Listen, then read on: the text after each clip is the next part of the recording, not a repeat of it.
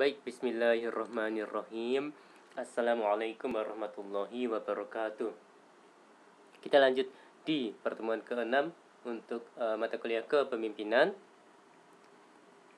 Sebagaimana rekan-rekan sekalian bisa melihatnya di RPS, topik dari minggu ke-6 adalah teori kepemimpinan.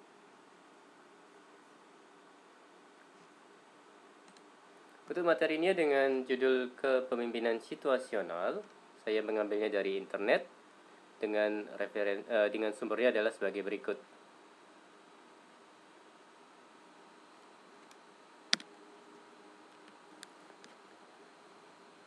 Baik, kepemimpinan situasional menurut Hersey dan Blanchard didasarkan pada saling berhubungannya hal-hal berikut ini, yaitu jumlah petunjuk dan pengarahan yang diberikan oleh pemimpin, jumlah dukungan sosio-emosional yang diberikan oleh pimpinan, dan tingkat kesiapan atau kematangan para pengikut yang ditunjukkan dalam melaksanakan tugas khusus, fungsi atau tujuan tertentu. Penekanan dalam kepemimpinan situasional ini hanyalah pada perilaku pemimpin dan bawahannya saja. Oke, saja teman-teman bisa poin-poin yang lain, teman-teman bisa membacanya sendiri.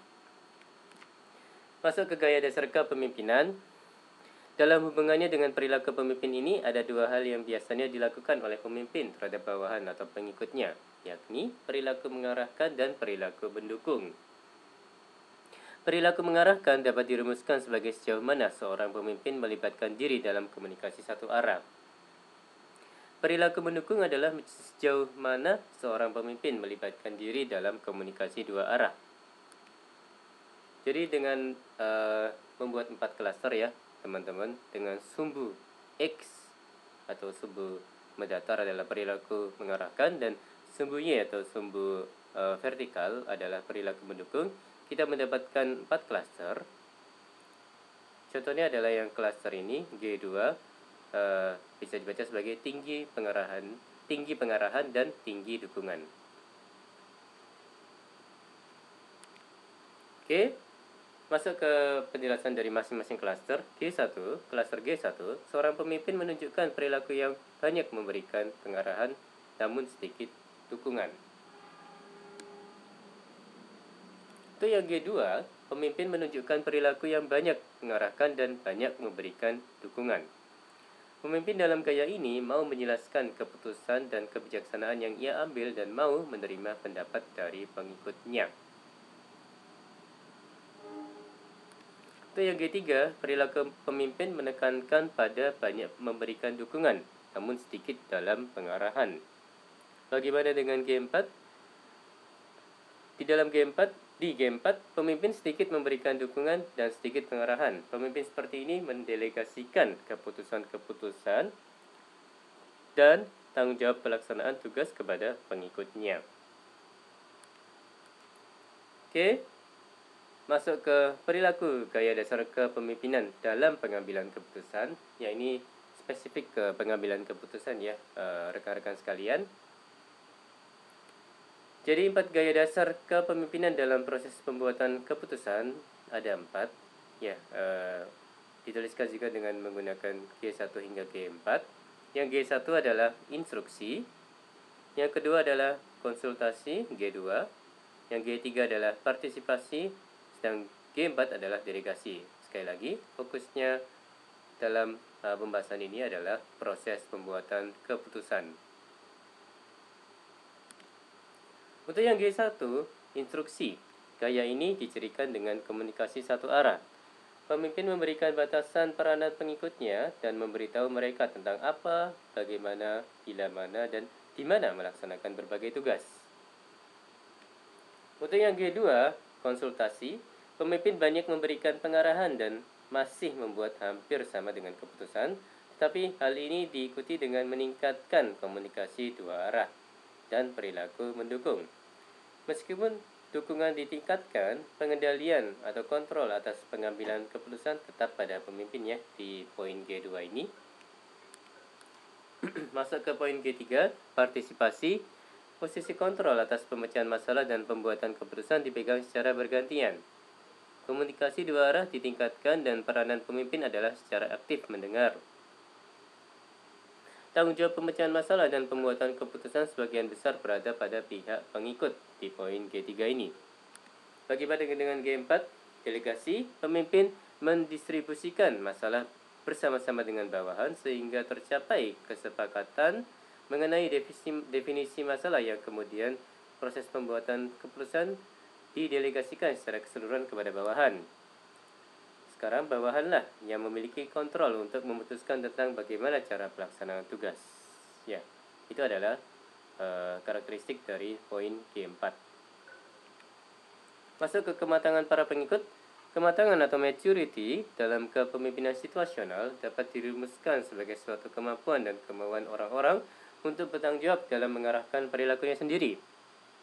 Kemampuan merupakan salah satu unsur dalam kematangan berkaitan dengan pengetahuan atau keterampilan yang dapat diperoleh dari pendidikan, latihan, dan atau pengalaman.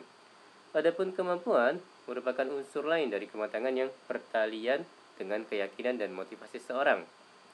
Dengan demikian, kepemimpinan situasional berfokus pada kesesuaian atau efektivitas gaya kepemimpinan sejalan dengan tingkat kematangan atau perkembangan yang relevan dari para pengikut. Oke, ini klaster tingkat kematangan ya rekan-rekan sekalian, ada M1, M2, M3, dan M4. Untuk yang M1 adalah tidak mampu dan tidak mau atau tidak yakin. Yang M2 adalah tidak mampu tetapi mau. M3 mampu tetapi tidak mau atau kurang yakin. Dan yang keempat adalah mampu dan mau. Itu adalah klasterisasi dari tingkat kematangan. Oke. Instruksi diberikan untuk pengikut yang rendah kematangannya. Orang yang tidak mampu dan tidak mau, M1, memiliki tanggung jawab untuk melaksanakan sesuatu adalah tidak kompeten atau tidak memiliki keyakinan. Jadi saya ulangi, instruksi diberikan untuk pengikut yang rendah kematangannya, dan poin ini difokuskan untuk orang-orang yang ada di golongan M1.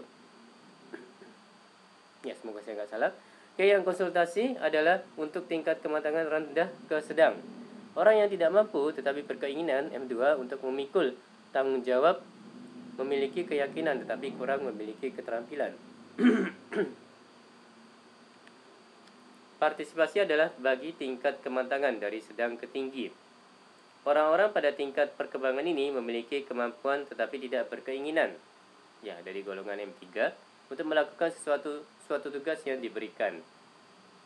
Ketidakkeinginan mereka itu seringkali disebabkan karena kurangnya keyakinan. Sedangkan delegasi adalah bagi tingkat kematangan yang tinggi. Orang-orang dengan kematangan seperti ini adalah mampu dan mau atau mempunyai keyakinan untuk memikul tanggung jawab. Jadi, sekali lagi, ini ada tingkat kematangan, ada klasterisasi tingkat kematangan, ada M1, M2, M3, dan M4. Contohnya adalah M4 adalah mampu dan mau.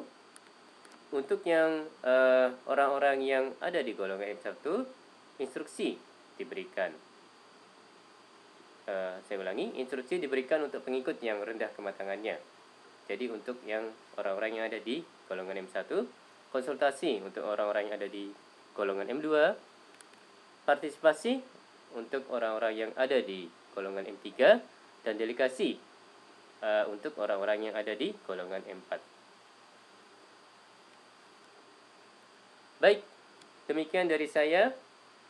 Ya, jangan lupa memberikan komentar, minimal nama dan nomor induk mahasiswa di bagian komentar. Jika ada pertanyaan, teman-teman rekan-rekan sekalian bisa memberikan menuliskannya di bagian komentar tersebut. Atau teman-teman rekan-rekan sekalian kalau ada pertanyaan ya silakan via media-media lain, bisa email, bisa WhatsApp. Oke, baik, demikian dari saya. Terima kasih atas perhatiannya. Mohon maaf kalau ada kata-kata yang salah. Wassalamualaikum warahmatullahi wabarakatuh.